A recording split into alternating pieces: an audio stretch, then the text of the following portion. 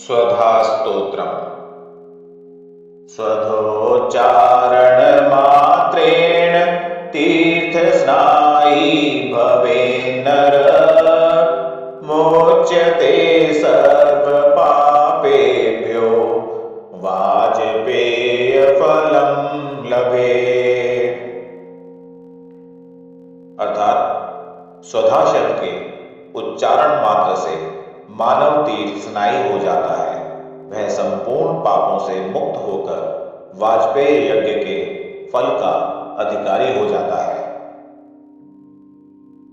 स्वधा स्वधा स्वधेत्येवं यदि वारत्रयं स्मरेत् श्राद्धस्य फलमाप्नोति कालस्य तर्पणस्य च।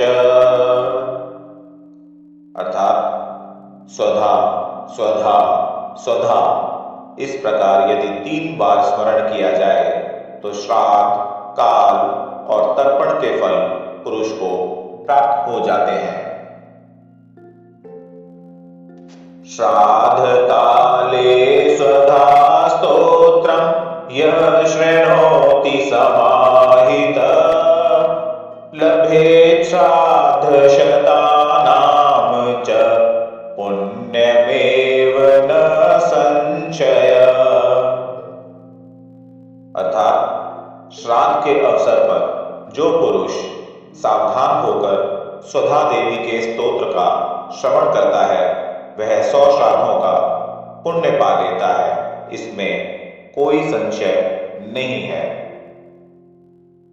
स्वधा स्वधा स्वेधेत्येवं त्रिसन्ध्यं यः पठेन्नर प्रियां विनीतां स लभेत् साध्वीं पुत्रं गुणान्वितम्।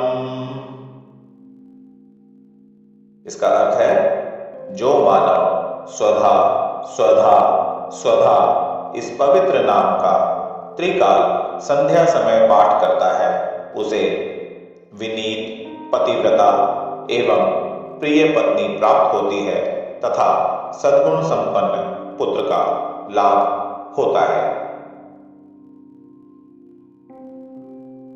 पितॄणां प्राणतुल्य त्वमग्ज जीवन रूपिणी श्राद्धाधिष्ठात्री देवी च श्राद्धादीनां फलप्रदा।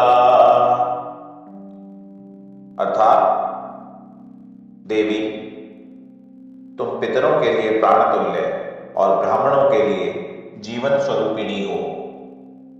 तुम्हें श्राद्ध की अधिष्ठात्री देवी कहा गया है। तुम्हारी ही कृपा से श्राद्ध और तर्पण आदि के फल मिलते हैं। बहिर्गच्छ मन मनसः पितॄणां तुष्टि हेतवे संप्रीतये द्विजातीनां गृहीणां वृद्धि हेतवे। अर्थात तुम पितरों की तुष्टि, द्विजातियों की प्रीति तथा गृहस्थों की अभिवृद्धि के लिए मुझ ब्रह्मा के मन से निकलकर बाहर जाओ। नित्या त्वं नित्य स्वरूपासि गुण रूपासि सुव्रते आविर्भावस्थिरो भाव सृष्टौ च प्रलये तव। अर्थात सुव्रते, तुम नित्य हो, तुम्हारा विग्रह नित्य और गुणमय है। तुम सृष्टि के समय प्रकट होती हो और प्रलय काल में तुम्हारा तिरोभाव हो जाता है। ओम स्वस्तिश्च नमः स्वाहा स्वधा त्वं दक्षिणा तथा निरूपिताश्चतुर्वेदे षट् प्रशस्ताश्च कर्मिणाम्। नमः, स्वस्ति, स्वाहा, स्वधा एवं दक्षिणा हो, चारों वेदों द्वारा तुम्हारे इन 6 स्वरूपों का निरूपण किया गया है। कर्मकांडी लोगों में इन 6 की मान्यता है। पुरासीस्त्वं स्वधा गोपी गोलोके राधिका सखी धृतोरसि स्वधात्मानं कृतं तेन स्वधा स्मृता। अर्थात हे देवी, तुम पहले गोलोक में स्वधा नाम की गोपी थी और राधिका की सखी थी। भगवान कृष्ण ने अपने वक्षस्थल पर तुम्हें धारण किया, इसी कारण तुम स्वधा नाम से जानी गई। एत्येव मुक्त्वा स ब्रह्मा ब्रह्मलोके च संसदि तस्थौ च सहसा सद्य स्वधा साविर्बभूवः। अर्थात इस प्रकार देवी स्वधा की महिमा गाकर ब्रह्मा जी अपनी सभा में विराजमान हो गए। इतने में सहसा भगवती स्वधा उनके सामने प्रकट हो गई। तदा पितृभ्य प्रददौ तामेव कमलाननां ताम संप्राप्य ययुस्ते च पितरश्च प्रहर्षिता। तब पितामह ने उन कमल नयनी देवी को पितरों के प्रति समर्पण कर दिया।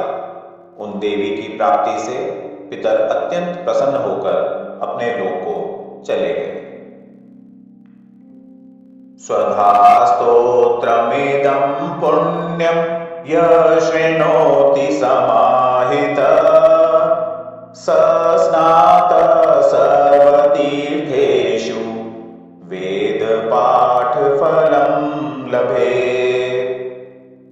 अर्थात यह भगवती स्वधा का पुनीत स्तोत्र है। जो पुरुष समाहित चित्त से इस स्तोत्र का श्रवण करता है, उसने मानो संपूर्ण तीर्थों में स्नान कर लिया और वह वेद पाठ का फल प्राप्त कर लेता है। इति श्री ब्रह्मवैवर्त महापुराणे प्रकृति खंडे ब्रह्मकृतं स्वधा स्तोत्रम संपूर्णम। पितृपक्ष श्राद्ध के दिनों में इस स्वधा स्तोत्र का पाठ करना चाहिए। यदि पूरा स्तोत्र समयाभाव के कारण नहीं पढ़ पाते हैं, तब केवल 3 बार स्वधा स्वधा स्वधा बोलने से ही 100 सालों के समान पुण्य फल मिल जाता है।